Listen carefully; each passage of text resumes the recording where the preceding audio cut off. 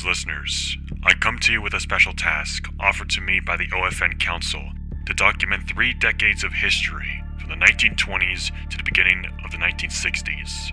3 decades that many scholars say is the biggest turning point and the perilous of times in human history.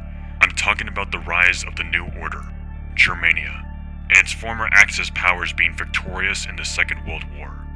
Never in human history has the world been so disrupted by this German colossus.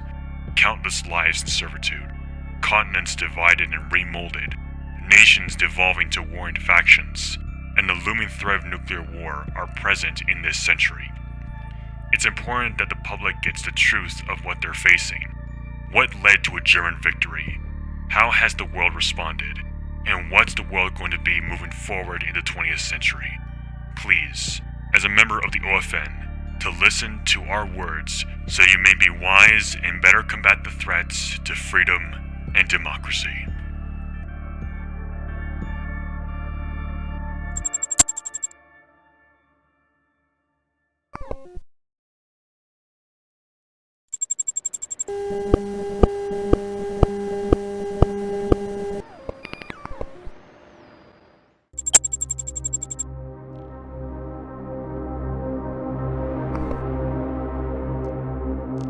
If someone was to ask how a nation like Germany went from a crippled democracy to an authoritarian superpower in the span of 3 decades, there are 2 reasons. The first was the weakened state of the Soviet Union. After the revolution and the death of Lenin, a violent power struggle consumed Russia. Nikolai Bukharin eventually seized power after staging a coup d'etat against Joseph Stalin. But never would Russia industrialize or form a standing army. It would remain weakened, stagnant, and always on the verge of collapse. The second cause was the extreme isolationist policies of the United States. With Joseph Kennedy as president, America took a strong isolationist stance. And as the 1930s moved into the 40s, America watched onwards as Germany steamrolled across Europe. Britain soon stood alone, with her only saving grace the Royal Navy. Her saving grace would then be isolated from the British Isles in a surprise attack against Gibraltar, leaving the Navy trapped in the Mediterranean. In the east, Russia didn't have a fighting chance. Operation Barbarossa was a success, and within half a year, Germany pushed the USSR into the Urals. Although Bukharin promised never to surrender, his stubbornness would be his downfall. Bukharin would find himself arrested by his former followers, the Red Army would be dispersed, and the Russian people, out to save themselves, turned Russia into a multitude of factions fighting for what's left. In the Pacific, the United States would have its blood spilled on the beaches of Pearl Harbor. Though Kennedy promised retribution for the attacks, the US Army was ill-prepared for war. The only potential we had was defending Australia from a Japanese invasion. But in Europe, it was too late. German forces already landed in Britain thanks to the help of pro-Nazi Irish sympathizers.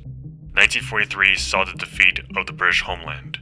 For the first time, the British Empire, the empire that the sun never sets on, was then eclipsed by the swastika.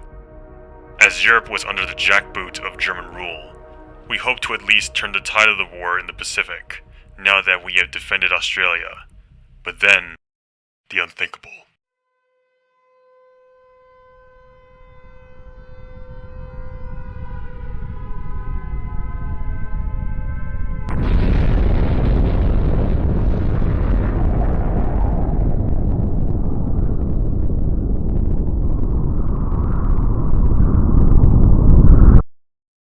No one could have expected such a calamity.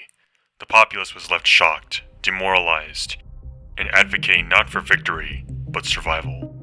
5 days later, US diplomats met in Berlin and Tokyo to negotiate peace deals. For Japan, it meant handing over all US Pacific holdings, including ports on the mainland. And for Germany, it was deswearing to European neutrality for 100 years. A shameful treaty to some, a desperate means of survival by others. One thing is for sure.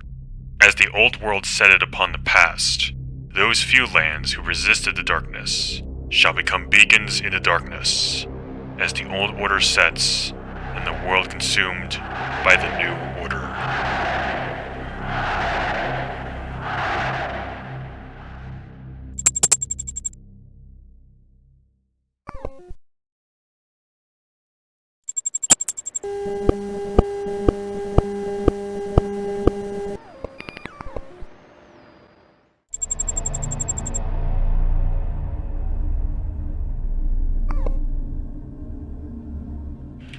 After the war, the world was reshaped between the superpowers of Germany and Japan. To withstand these powers, the US, Canada, Australia, and New Zealand formed the Organization of Free Nations, an international organization to withstand the Axis powers, and in time export democracy across the world. Across the Atlantic, Germany dominated Europe and Africa. Immediately, they began their metamorphosis of Europe, technological marvels the world has ever seen, and most recently, their newest frontier to landing a man on the moon. However, this display of a master race is a ruse. The best example is the Atlantropa project, the damming of the Mediterranean, promising virgin land for the German people. This became far-fetched. The land was found barren, unfertile. It brought the Sahara closer to Europe, and the nations who depended on the sea, like Italy, Spain, and Turkey, fell into turmoil. This was the straw that broke the camel's back, as their allegiance to Germania soured, breaking away to form the triumvirate. Germany and Japan's relationship didn't fare well either, almost immediately going apart after the war. In response, the Unity Pact was formed to strengthen Nazi influence. But this did nothing for what was to come. The 1950s crash almost killed the German economy. Lebensraum was introduced to stop the crash, with the Slavic people of Western Russia being enslaved. Since its inception, the OFN took a close eye on this crime on humanity, with stories coming in day by day of the harsh treatment of the people. Despite the Führer's promise of new land for German resettlement, Lebensraum became a chore than an opportunity. Slave rebellions and the constant monitoring of them made for a bureaucratic nightmare, only being kept in line by leaders who ruled these colonies like private fiefdoms. There's then the dubious relationships within their allied states, particularly Romania, who has committed wars on Nazi-backed countries, making the pact ever more tenuous. Seeing these cracks unfold, we, at the OFN, have been working hard to take advantage of their misfortunes to weaken their grasp. One place we're working on is in British independence. For the British Isles are a black sheep among the Unity Pact, not having the harsh repression seen on the mainland. We've been in contact with an underground resistance called Her Majesty's Most Loyal Resistance, formerly under the control of the United Kingdom in exile, and works to overthrow the German collaborators and return their former British government to London, led by the revered British General Claude Auchinleck. Another point of tension is in Africa. We hope to invite the Dominion of South Africa into the OFN to contain the corrosive colonies of German Central Africa. For if there's any example of the Nazi mismanagement of their empire, it is here. A full black market society in the Congo, incompetent leadership in the southwest, native resistance in the southeast, and famine and disease in Madagascar. But what threatens the stability of the Reich the most is in their own people. A new generation of Germans have grown off the spoils of the Second World War, leading to a society of idleness and radical youth culture, a far cry from the warrior spirit the Nazis propagate. As for their leadership, it's no surprise to those in the dark echelons of the party that Hitler is going to pass away. It's no secret either that Hitler's life has been threatened multiple times, even by other Nazi officials. As the Führer's health weakens, his loyal members plotted to how they will take the reins of his heir apparent, each having immense power in the German government, economy, and military. Three of which stand out. Albert Speer, who believes in liberalizing the Reich would help evolve Germania into a post-war society. His antithesis, Hermann Göring, who advocates for German expansionism to fuel its survival. And then there's Martin Bormann, Hitler's closest confidant, who believes that the Reich should stay its current course. Already, protests from the youth have been growing. Nazi leadership is getting ever more divided, for it's only a matter of time that German blood will be spilt by their own hands. For there's only one question to be answered. Will the Germans maintain their new order when they can hardly handle themselves? A question only time will tell.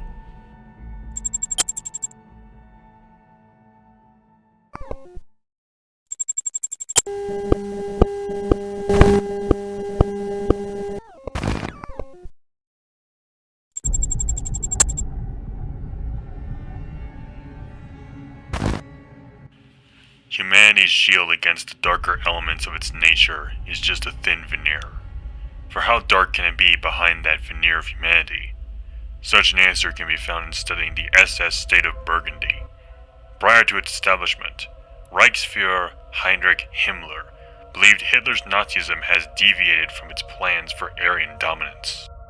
To revitalize the Nazi ideals, Himmler gathered the veteran SS to stage a coup on Hitler. However, General Hans Spadel discovered the plans foiling Himmler's coup. In order to prevent a civil war, Hitler offered Himmler an opportunity. He would offer Himmler a region carved from Belgium and eastern France, where he can freely indulge in his depraved policies. For there's a reason that the SS state of Burgundy is called the Shadow State. It's the most secretive region in all of Europe, if not the world. Mass surveillance of its people, a complete militarized society. There's even a saying that the Shadow State has more labor camps than housing. But there's something very ominous that leaves many of us intrigued and frightful of the Shadow State.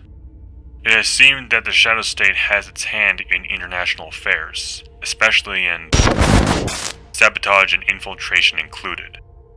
Inside the state, things get more bizarre. We've been gathering reports of the state building an elaborate system of bunkers across the land. On top of that, the stockpiling of nuclear arsenals. Given its secrecy, it's inappropriate to conclude what they are planning, but we must maintain a watch. That of his ideology, This system of this earth will want to. Erase it, nothing to gain. the world you protect. From its ashes, let go of your fecal existence, and take your place among the gods of the new earth. Fly this report. Ready, for none shall survive our ascension.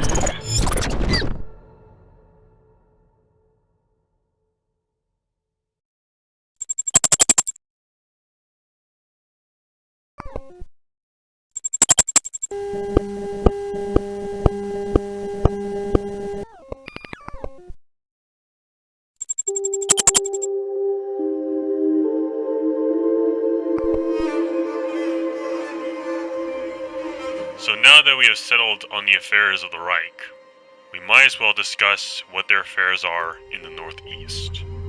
Russia, the land of czars, the land that bore the first communist country, stretching from Europe to Asia, is now a distant memory.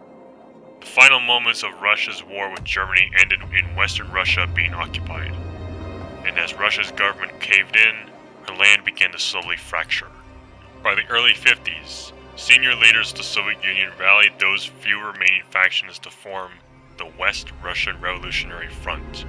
A final push against Germany, they began the West Russian War, pushing them roughly 300 miles out of Russia, until inevitably the fracturing of the front. Though Germany may have lost the Second War, they made sure to keep a ritualistic terror bombing of Western Russia into submission. Since then, Russia has become a place of vast intrigue. It is what some call the Russian Wild West, with factions rising and falling with every year. There are autocracies, roaming nomads, and fragile democracies. Across Russia, there are those who seek the revitalization of the Soviet Union, like Bukhara, Irkutsk, Tyumen, and Arkhangelsk, the veteran remnants of the West Russian Revolutionary Front. On the other side, there are those factions who desire a return to monarchism, such as Vyatka or Chita. Others are more extreme in their goals. There is the Aryan Brotherhood, a small clique of Nazi fetishists, and the Black League in Omsk, a militarized society driven by a prophetic downfall of Germania in what they call the Great Trial. There are then those factions who wish to act like vultures, living off of the shattered remains of the country, like the anarchist Black Army, the infamous Duranger Brigade, a roaming band of Nazi criminals, and the aptly named Merchants of Blood, Zadrust, a criminal empire made rich by selling arms to warring neighbors. There's lastly the ones who are trying to evolve to a state of democracy. Tomsk is one such example, having now maintained a stable parliament with some high-minded leaders. There's then Komi, who has been struggling hard to maintain its democracy from extremist movements within the government. And then there's Magadan, formerly allied with the fascist state of Amur. It's been a place of close relationships with the United States, having been considered the gateway to Russia. Despite the differing factions and their motives, there is but one rule that they can agree on. If you can survive here, then you are welcomed.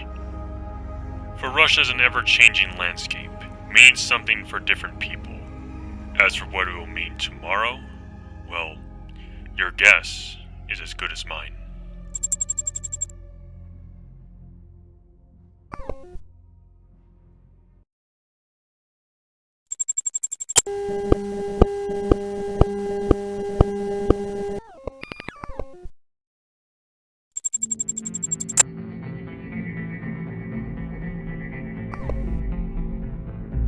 Before we conclude these documents, it's most important to know our closest rival, the Empire of Japan, the land of the rising sun. What was once an isolated archipelago in the Pacific has now become a third superpower determining the world's future. Since the Second World War, Japan's imperial ambitions drove their empire to the conquest of China, Indonesia, the Philippines, Indochina, and beyond. With the war over, Japan made the most of its acquired land thanks to the help of Prime Minister Hideki Tojo. A rift in the empire soon took hold. On one side, there's the Japan they want you to see, a rich society, a bustling economy, and a fulfilled population, truly making their land an oasis among the crude reality of its gilded empire. According to many observers, Japan's dominion over their colonies is little more than parasitic. Though not as cruel as Germania's, the Empire's subjects are forced to toil the natural resources of their former independent lands, for the betterment of the Japanese people. Economically, Japan is dominated by the Zaibatuists, semi-feudal economic conglomerates. Since the war, the Zaibatuists have grown in close relationship to the government, and with the war over, they assert their monopolies across the empire. Politically, Japan is governed by the Imperial Rule Assistance Association, the party that forced all other parties to work together during the war. But with the war over, the need for this one-party system has become tenuous. The same can be said for the army. The Imperial Navy and Army are quarreling over who will get the lion's share of military funds. Diplomatically, the relationship between the US and the Japanese is more tense than that of Germania's. As part of the treaty, Japan has been given ownership of the ports in San Francisco and Los Angeles. Such proximity to former rivals creates a great deal of strife among the two superpowers. The subjugation of the US population leading to violent confrontations, and US policy subjecting Asian descent citizens to internment or violent persecution. Across the Pacific lies the Japanese Hawaiian Islands, where there has been a point of great tension called the Hawaiian Missile Crisis. Started after the United States defying the Agadi Accords by granting statehood to Hawaii. In response, Japan placed nuclear missiles on the islands in proximity to the west coast. With the looming threat of nuclear war, Vice President John F. Kennedy has taken lead over from President Nixon in Japanese negotiations. For one can only hope a final resolution will come by the end of 1962.